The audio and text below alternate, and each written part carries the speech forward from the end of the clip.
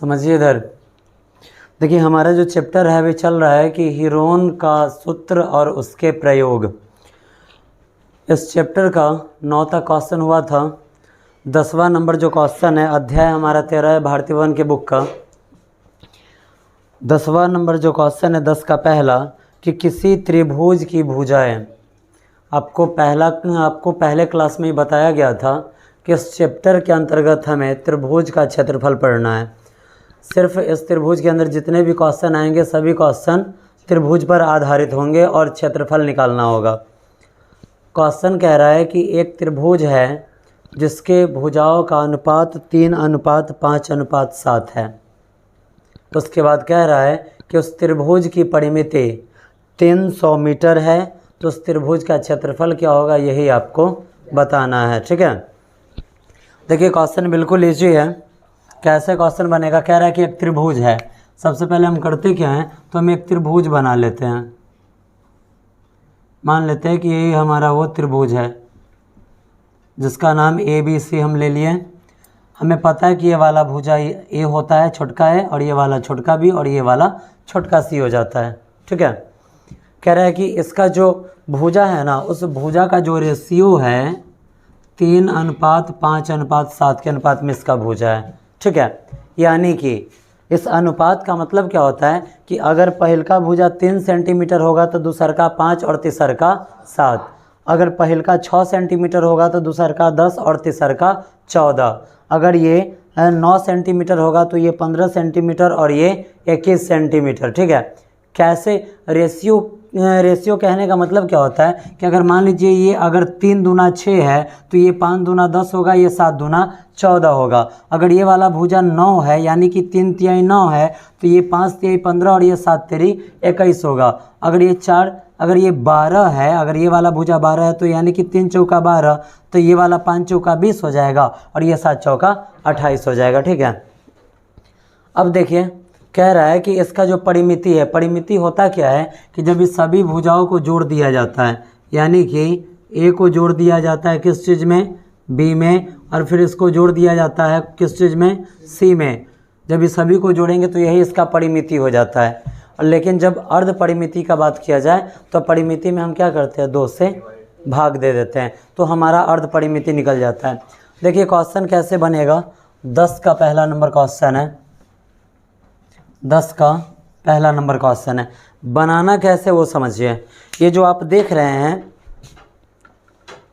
अनुपात में जो भुजा का बात किया गया है, हम मान लेंगे कि यही हमारा भुजा है। भुजा का लेंथ हम यही मान लेंगे कि एक ये जो ए है इस भुजा की लंबाई 3, इस भुजा की लंबाई 5 और ये जो सी है इसकी लंबाई क्या है, 7 है। ठीक है, और लेकिन सबको x में मान लेंगे। ठीक है, चलते हैं आगे, लिखेंगे माना कि त्रिभुज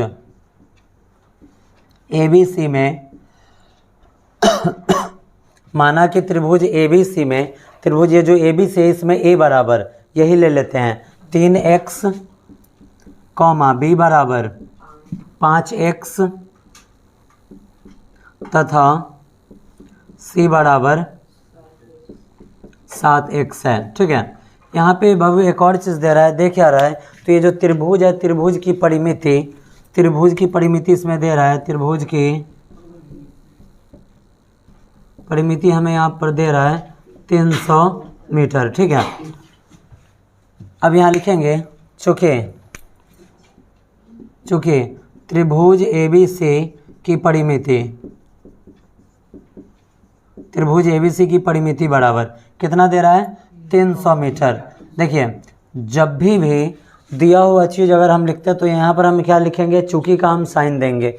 उसके बाद लिखेंगे फिर से त्रिभुज ABC की परिमिति बराबर त्रिभुज ABC की परिमिति होता क्या है, तो A + B + C होता है। ठीक है, आगे बढ़ाएं। अब यहाँ देखिए त्रिभुज ABC की परिमिति कितना दिया हुआ है, 300 दिया हुआ है। आगे बढ़ाएंगे, A का मान कितना है, A का मान है 3x, B का मान कितना है 5x और C का मान कितना है 7x। जब हम आगे बढ़ते तो 300 के बराबर में 3 और 5 8 और 8 7 15x। ये जो 15 है x के साथ गुणा में इधर आएगा तो भाग में। हम क्या करेंगे, अब यहाँ पर लिखेंगे x बराबर, ये जो 300 है तो 300, और ये जो 15 यहाँ पर इसके साथ हम देख रहे हैं बीच में, यहाँ ना जोड़ है, ना घटाव है, ना गुणा है, ना भाग है। अगर यहाँ पर कुछ भी नहीं हो तो उसे हम किस चीज़ में मानते हैं? गुणा में मानते हैं। अगर ये गुणा में इधर आया भाग में, तो बट्टा में 15 लिख दिए। देखिए 15 दूना 30 कटा, जीरो को काट कर यहाँ जीरो डाल दे, x का मान क्या आ गया? 20 आया। अब यहाँ लिखेंगे अतः भुजा बराबर, क्या लिखेंगे पहले? अतः भुजा, भुजा बराबर नहीं दीजिए, सबसे पहले लिखेंगे भुजा a बराबर, भुजा a बराबर कितना दे रहा है? 3x है। आगे बढ़े, 3 का 3, बीच में कुछ भी नहीं तो इनटू यानी कि गुणा, और x का मान कितना आया है? 20, तो 20 तिया कितना हो जाता है? 60 होता है। b बराबर 5x है। अब यहाँ देखिए 5 गुणे x का मान है 20, तो 20 पंचे 100, और उसके बाद देखिए c बराबर है 7x। आगे बढ़ाएंगे तो 7 गुणे x का मान है 20, तो 7 दूना 14 यानी कि 140। क्वेश्चन का डिमांड था, क्वेश्चन का डिमांड क्या है? तो क्वेश्चन कह रहा है कि त्रिभुज की परिमिति कितना है? 300 मीटर है, यानी कि सभी भुजाओं को जोड़ेंगे तो 300 आना चाहिए। जरा आप इसको जोड़कर देख लीजिए, 300 आ रहा है क्या? 60 और 100, 160 और 140, 300 आ रहा है, यानी कि अभी तक अब हमारा बना हुआ क्वेश्चन क्या है? सही है। अब लिखेंगे यहाँ पर, चूँकि त्रिभुज के परिमिति बराबर, त्रिभुज की परिमिति बराबर कितना दिया हुआ है? 300 है, 300 मीटर है, तो लिखेंगे इसीलिए त्रिभुज की अर्ध परिमिति बराबर, क्या लिखेंगे? अर्ध परिमिति बराबर। अर्ध परिमिति का फार्मूला, अर्ध परिमिति को हम किस चीज़ से सूचित करते हैं? s से। s बराबर क्या लिखेंगे? परिमिति बटा 2 लिख दें, परिमिति बट्टा में क्या लिखेंगे? 2। आगे बढ़ेंगे, परिमिति इसका कितना दिया हुआ है? 300, 300 के बट्टा में 2, 2 से 300 में भाग देंगे, कितना आ जाएगा? 150 आ जाएगा। अब देखिए त्रिभुज का क्षेत्रफल निकालना है। क्या निकालना है? त्रिभुज का क्षेत्रफल निकालना है। अब जरा आप देखिए, पिछले क्लास से आपको बताया जा रहा है कि जब भी अगर त्रिभुज का क्षेत्रफल निकालना हो तो हमारे पास क्या क्या चीज़ होना चाहिए? हमें s पता होना चाहिए, a पता होना चाहिए, b पता होना चाहिए और c पता होना चाहिए। अब ज़रा आप इधर गौर से देखिए, s का मान 150 है, a का मान 60, b का मान 100 और c का मान 140, यानी कि सारा मान हमें पता है या नहीं है? त्रिभुज का क्षेत्रफल निकलेगा। कैसे निकलेगा? लिखेंगे अब त्रिभुज ABC का क्षेत्रफल। त्रिभुज ABC के क्षेत्रफल का फॉर्मूला क्या होता है? इसको मिटा देते हैं, क्षेत्रफल हो जाता है √s into s minus a into s minus b into s minus c, यही होता है। आगे बढ़ते हैं, देखिए s का मान कितना आया हुआ है? 150, तो लिखेंगे 150 इंटू में s माइनस a, तो 150 और माइनस a का मान आप देखिए, a का मान आपके पास क्या है? 60 है।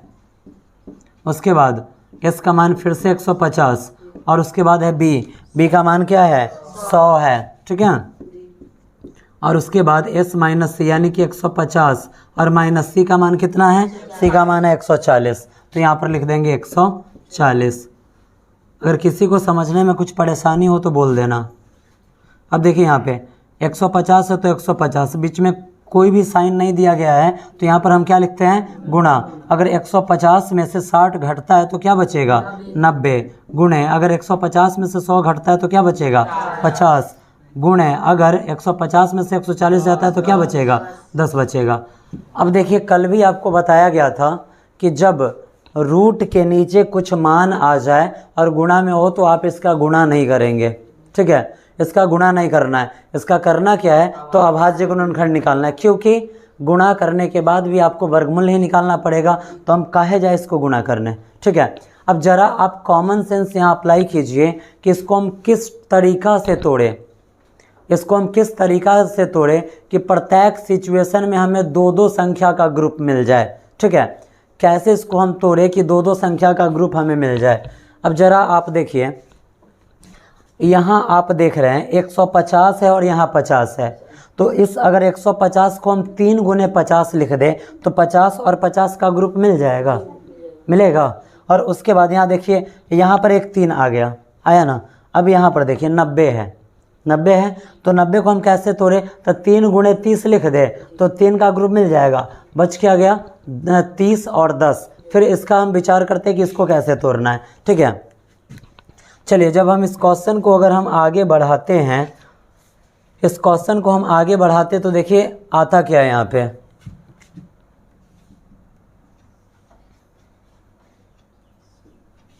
एक 150 को अगर हम तोड़ना है तो एक काम कीजिए, थोड़ा छोटा छोटा करके इसको तोड़ दीजिए। ये जो 150 है, 150 को हम कैसे अभाज्य गुणनखंड इसका हम कैसे निकालेंगे, तो देखिए यहाँ साइड में हम निकाल कर बता देते हैं, चाहे पूरा का अभाज्य गुणनखंड ही निकाल लीजिए। 2 से कितना आएगा यहाँ पे 75 आएगा, 2 से कितना आएगा 75, क्यों तो 150 का आधा 75 होता है। अब इसमें 2 से भाग लगेगा क्या, क्यों लास्ट में 5 है, 2 से भाग उसी संख्या में लगता है जिसके अंत में 0, 2, 4, 6, 8 हो। ठीक है, उसी में 2 से भाग लगता है। यहाँ पे क्या है कि हम देख रहे हैं 5 है, इसमें 3 से भाग लगेगा। अब देख लीजिए आप, अगर 3 से भाग लगने वाला है या नहीं लगने वाला है, इसको चेक करने का बढ़िया नियम क्या है, तो 7, 5, 12, 3 के टेबल में 12 आता है, यानी कि इसमें 3 से भाग लग जाएगा। अब यहाँ पर हम लिखेंगे 3 और 3 से जब हम 75 में भाग देते तो 25 दिया 75। अब इसमें किस चीज़ से भाग देना है, 5 से, 5 5 25, यानी कि 150 के बराबर में आपको क्या मिला, तो 2 गुणे 3 गुणे 5 गुणे 5। चलिए ये तो 150 का काम खत्म हुआ। अब उसके बाद है क्या 90 है। अब करना क्या है, 90 को तोड़ना है। 2 से क्या आएगा 45 आया। अब इसमें फिर किस चीज़ से भाग देंगे, 3 से, 3 पचे 15 तिया 45। अब यहाँ पर फिर 3 पचे 15। अब देखिए जब हम 90 का अभाज्य गुणनखंड निकालें तो हमें क्या मिला है, 2 गुणे 3 गुणे 3 गुणे 5।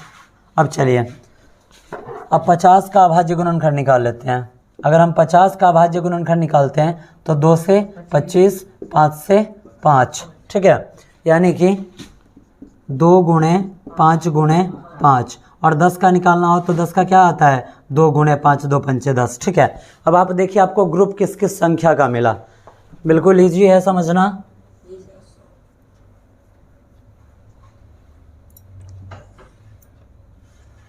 जरा आप देखिए बुआ, यहाँ से इस 2 का ग्रुप मिला, यानी कि 2 का स्क्वायर।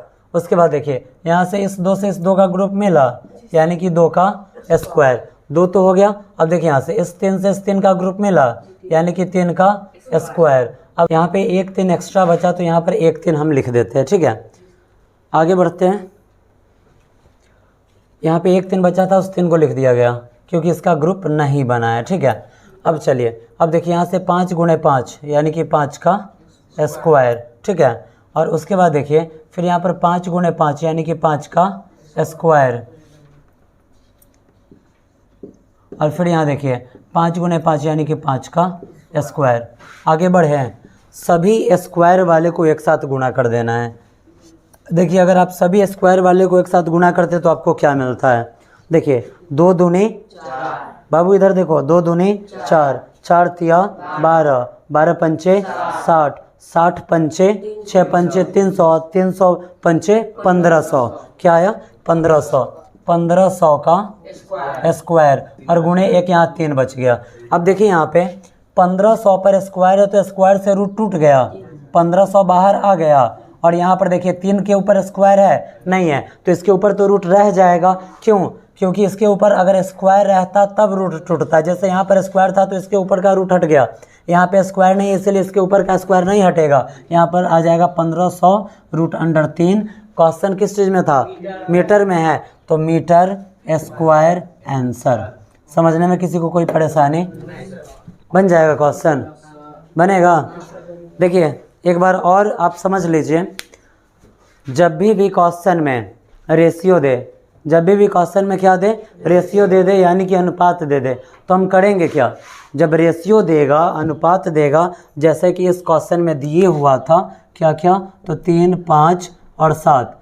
आप एक चीज़ के लिए निश्चिंत रहिएगा, जो फिगर देगा उसमें जितना भुजा हो तो आपको अनुपात भी उतना देगा ही। जैसे त्रिभुज है तो त्रिभुज में 3 भुजाएं होती है तो अनुपात भी कितना दिया, 3 गो। तो तीनों अनुपात को त्रिभुज के तीनों भुजा मान लेंगे, ठीक है, मान लेंगे। इसमें क्या है कि इसमें कोई प्रतिबंध नहीं होता है कि आपको कौन सा भुजा किसके लिए मानना है, ठीक है। हम सी के लिए भी 3 ले सकते हैं, ए के लिए 5 ले सकते हैं और बी के लिए 7 ले सकते हैं।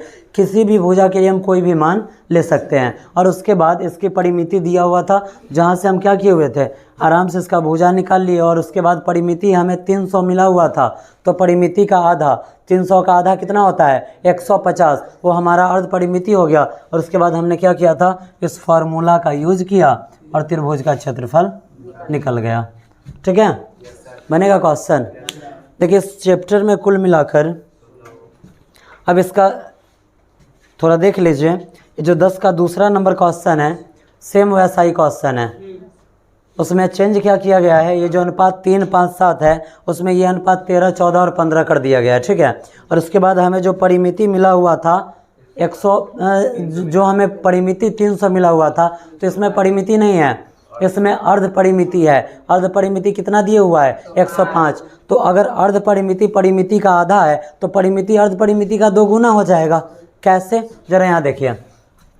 अगर हम पढ़ते हैं कि अगर हमें अर्ध परिमिति निकालना हो, क्या निकालना हो, अर्ध परिमिति, तो अर्ध परिमिति क्या होता है, अर्ध परिमिति होता है परिमिति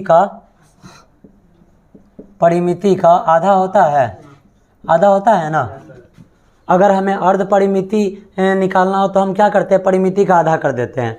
लेकिन अगर हमें अब परिमिति निकालना हो तो हम क्या करेंगे, अगर हमें ये चाहिए तो इसको तो इधर भेजना पड़ेगा ना। अब यहाँ देखिए ये 2 भाग में इधर आएगा तो गुणा में, यानी कि परिमिति बराबर क्या हो जाएगा, तो परिमिति बराबर हो जाता है 2 गुणे अर्ध परिमिति, ठीक है। अगर हमें परिमिति निकालना हो तो हम क्या करेंगे, 2 गुणे अर्ध परिमिति।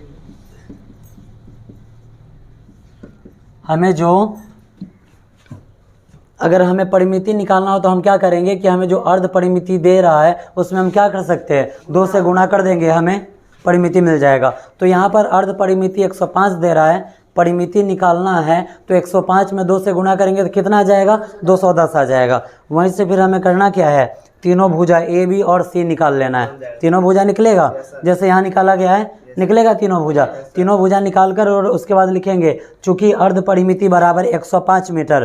फिर आएंगे यहाँ पे ऐसे ही त्रिभुज एबीसी का क्षेत्रफल, फार्मूला डालेंगे और नीचे सारा वैल्यू डालकर त्रिभुज का क्षेत्रफल उसका जो मान आएगा निकाल लेंगे, हो जाएगा। अब जरा देखिए अगला क्वेश्चन, आप देखिए 11 का पहला क्वेश्चन देखना है।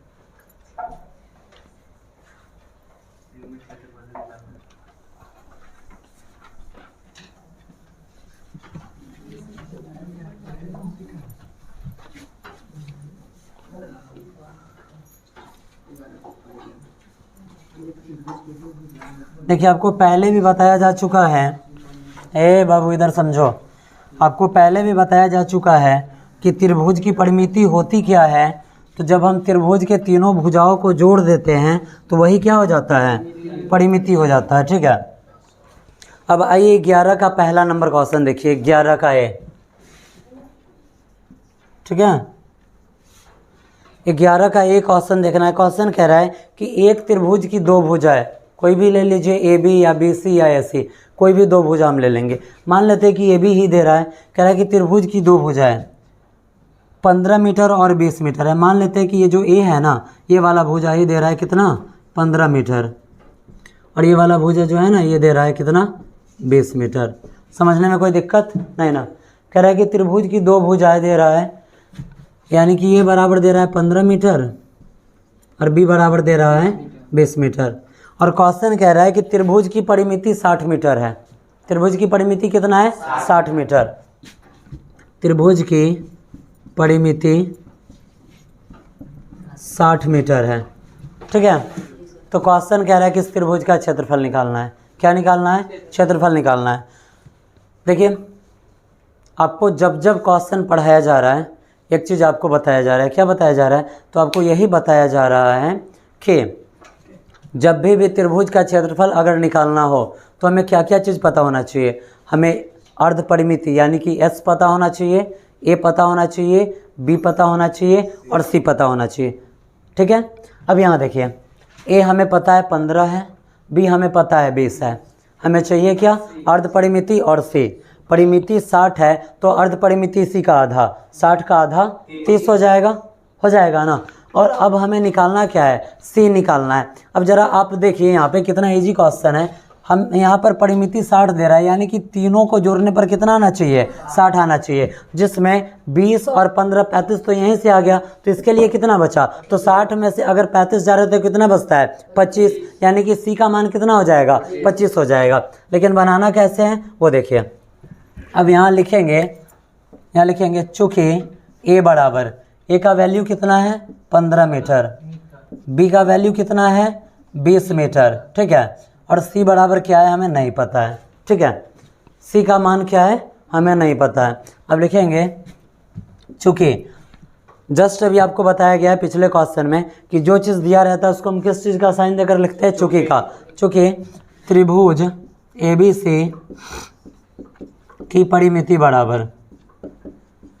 कितना है, 60 है, मीटर में है, मीटर हम यहाँ छोड़ रहे हैं। अब लिखेंगे यहाँ पर त्रिभुज की परिमिति, तो त्रिभुज की परिमिति होता क्या है, तो त्रिभुज के तीनों भुजाओं का योगफल, यानी कि A + B + C होता है। लिख दें यहाँ पे A + B + C। अब देखिए त्रिभुज की परिमिति का वैल्यू कितना है 60 के बराबर में, A का वैल्यू 15, B का वैल्यू 20 और C का पता नहीं। अब आगे जब हम बढ़ेंगे तो 60 के बराबर में 20 और 15 35 और यहाँ पर प्लस सी है, ये जो 35 है प्लस में इधर आएगा तो माइनस में। अब हम यहाँ लिखेंगे सी बराबर 60 और ये 35 यहाँ था इधर आया 35 माइनस में हो गया यहाँ पे। तो अब देखिए सी का मान कितना आ गया, सी का मान आया 60 में से अगर 35 जाता है तो बचेगा 25। ठीक है, अब हमें निकालना क्या है, त्रिभुज की अर्ध परिमिति। ठीक है, ए मिल गया, बी मिल गया और हमें सी भी मिल गया। अब हमें चाहिए क्या, एस चाहिए। ठीक है, एस चाहिए, लिखेंगे त्रिभुज की परिमिति बराबर, त्रिभुज की परिमिति बराबर क्या होता है, सॉरी त्रिभुज की अर्ध परिमिति निकालना है ना, त्रिभुज की अर्ध परिमिति बराबर परिमिति बट्टा 2। जब हम आगे बढ़ते हैं तो देखिए परिमिति कितना है त्रिभुज का 60 है और बट्टा में 2 से जब 60 में भाग देंगे कितना आएगा 30 आएगा। ये जो अर्ध परिमिति है इसको हम किस से सूचित करते हैं, एस से, यानी कि हमें एस का भी मान मिल गया। चलिए अब आगे बढ़ाते हैं, लिखेंगे त्रिभुज ABC का क्षेत्रफल बराबर में क्या आएगा, फॉर्मूला हो जाता है S × S - A × S - B × S - C। जब हम आगे बढ़ेंगे तो S का वैल्यू हमारे पास क्या है 30 है, तो यहाँ लिखेंगे 30, यहाँ पर देखिए फिर S 30 है माइनस A का वैल्यू कितना है 15 है। उसके बाद S - B, तो S का मान हमारे पास क्या है 30 है और माइनस B का मान क्या है 20 है। और उसके बाद देखिए S का वैल्यू फिर से 30 और माइनस C का वैल्यू कितना है 25 है। जब हम आगे बढ़ेंगे बाबू तो देखो क्या आएगा, 30 है तो 30, बीच में किसी भी चीज़ का साइन नहीं है तो मल्टीप्लाई, 30 में से 15 गया तो 15 गुणे 30 में से 20 गया तो 10 और 30 में से 25 गया तो 5। ठीक है, अब आपको करना क्या है, फिर से गुणा नहीं करना है, अभाज्य गुणनखंड करना है। क्या करना है, अभाज्य गुणनखंड। कैसे होता है अभाज्य गुणनखंड, देखिए अभाज्य गुणनखंड का सिंपल सा मतलब होता है कि इसको छोटे छोटे टुकड़ों में बांट देना। और अभाज्य गुणनखंड का शाब्दिक अर्थ ये होता है कि जब हम उसको छोटे छोटे टुकड़ों में बांटते हैं तो उसमें सिर्फ ऐसा ही संख्या आना चाहिए जो अभाज्य हो। अब अभाज्य संख्या क्या है, ये आप 4वीं-5वीं क्लास में आप पढ़े हुए हैं, या आपको 9th क्लास के शुरुआत में भी पढ़ाया गया था कि अभाज्य संख्या वैसी होती है जिसमें केवल 1 से और फिर उसी संख्या से भाग लगे, यानी कि जिसका सिर्फ 2 गुणनखंड निकलता है उसको अभाज्य गुणनखंड बोला जाता है। जैसे अब यहाँ देखिए, थोड़ा सा देख लीजिए, 2 हो गया, 3 हो गया, 4 हो गया, 5 हो गया, 6 हो गया, 7 हो गया, 8 हो गया, 9 हो गया। अब जरा हम विचार करते हैं कि इसमें कौन सी संख्या भाज्य है और कौन सा अभाज्य है। अब आप देखिए, ये जो 2 है तो 2 में किस किस चीज़ से भाग लगता है, 1 से और 2 से। 3 में किस चीज़ से भाग लगता है? 1 से और 3 से। 4 में किस किस चीज़ से भाग लगता है? तो 1 से, 2 से और 4 से। 5 में किस चीज़ से भाग लगता है? 1 से और 5 से। 6 में 1 से, 2 से, 3 से और 6 से। 7 में 1 से और 7 से। 8 में 1 से, 2 से, 4 से और 8 से। 9 में 1 से, 3 से और 9 से। ठीक है, अब इसमें अभाज्य संख्या कौन सा हुआ और भाज्य संख्या कौन सा हुआ वो देखिए। जिसमें सिर्फ 2 को गुणनखंड निकला, जिसमें केवल 2 को गुणनखंड निकला, ये अभाज्य हो गया, यानी कि अभाज्य संख्या 2 हो गया। अभाज्य संख्या 3 भी है। 4 अभाज्य होगा क्या? नहीं, क्योंकि इसमें 1, 2, 3 को गुणनखंड निकला है, ये अभाज्य संख्या नहीं है, ये भाज्य है। उसके बाद 5 अभाज्य होगा, क्यों? क्योंकि सिर्फ 2 को गुणनखंड है। उसके बाद 6 में देखिए 4 को गुणनखंड निकले हुआ है, यानी कि ये अभाज्य नहीं, ये भाज्य है। 7 अभाज्य हो जाएगा, 8 अभाज्य नहीं होगा, 9 अभाज्य नहीं होगा। अब जरा आप देखिए, ये जो आपको हीरोन का सूत्र पढ़ाया जा रहा है, इसमें आपने जितना त्रिभुज का क्षेत्रफल निकाला है और जहाँ जहाँ आपसे गुणनखंड निकलवाया गया है, उस गुणनखंड में कहीं भी 4 आया है क्या? याद कीजिए आप, कहीं भी 4 आया है? कहीं भी 6 आपको मिला है? कहीं भी आपको 8 मिला है? या कहीं आपको 9 मिला है? नहीं। आपको मिलेगा क्या? तो 2 मिलेगा, 3 मिलेगा, 5 मिलेगा, 7 मिलेगा। यानी कि जब ये जो हम निकाल रहे हैं अभाज्य गुणनखंड, जब उसका नाम ही अभाज्य गुणनखंड है, तो उसमें भाज्य संख्या आ ही नहीं सकता है। ठीक है, आगे बढ़ाते इसको। देखिए, आप फिर से देखिए, 30 का आप अभाज्य गुणनखंड निकालिए, इसमें भी कहीं 4 या 6 या 8 या 9 कहीं आएगा क्या? नहीं आएगा। क्यों नहीं आएगा? आप देख लीजिए, जब हम 30 का अभाज्य गुणनखंड निकालते हैं तो 2 से 15, 3 से 5 क्या आया? तो यहाँ आया 2 गुणे 3 गुणे 5। अभी भी आप मैच करते चलिए, कहीं भी भाज्य संख्या आ रहा है क्या? अब 15 को देखिए, 3 गुणे 5 लिख सकते हैं, 3 पचे 15। 10 को आप क्या लिखिएगा? 2 गुणे 5 लिखिएगा, और लास्ट में 5 है तो 5। अब देखिए आपका ग्रुप कैसा बना। ग्रुप आप देख लीजिए, जब हम आगे बढ़ेंगे बाबू, तो यहाँ देखिए 2 से 2 का ग्रुप, यानी कि 2 का स्क्वायर। 3 से 3 का ग्रुप, यानी कि 3 का स्क्वायर। 5 से 5 का ग्रुप, यानी कि 5 का स्क्वायर। और फिर 5 से 5 का ग्रुप, यानी कि 5 का स्क्वायर। आगे बढ़िए। अब देखिए, जब हम आगे बढ़ेंगे तो देखिए 2 तिया 6, 6 पंचे 30, 30 पंचे 150। एक बार और कीजिए, 2 तिया 6, 6 पंचे 30 और 30 पचे 150। 150 का स्क्वायर कर देना है। अब आप बताइए, यहाँ पर स्क्वायर है तो रूट रहेगा या टूटेगा? क्यों? क्योंकि स्क्वायर से रूट क्या होता है? टूट जाता है। तो हम क्या करेंगे, यहाँ से इसको रूट से हटाकर बाहर कर देंगे। 150 क्वेश्चन किस चीज़ में है? मीटर में है। चूँकि हम त्रिभुज का क्षेत्रफल निकाले, यानी कि स्क्वायर लगा देना है और लिख देना है आंसर। ठीक है, बनेगा क्वेश्चन? कहीं से किसी को कोई प्रॉब्लम, समझने में कोई दिक्कत नहीं ना? देखिए, इस चैप्टर में कुल मिलाकर, ये जो चैप्टर है, इस चैप्टर में कुल मिलाकर 16 क्वेश्चन है। ठीक है, आपको टोटल क्वेश्चन बनाकर लाना है। जो क्वेश्चन अगर प्रॉब्लम में है, कल 14 अगस्त है, कल ये चैप्टर ख़त्म हो जाना चाहिए, क्योंकि फिर बीच में एक दिन 15 अगस्त का आपको छुट्टी मिलने वाला है, और 16 अगस्त से फिर आपका नया चैप्टर, इसके बाद जो नेक्स्ट चैप्टर होगा स्टार्ट कर दिया जाएगा। बनेगा क्वेश्चन? चलिए।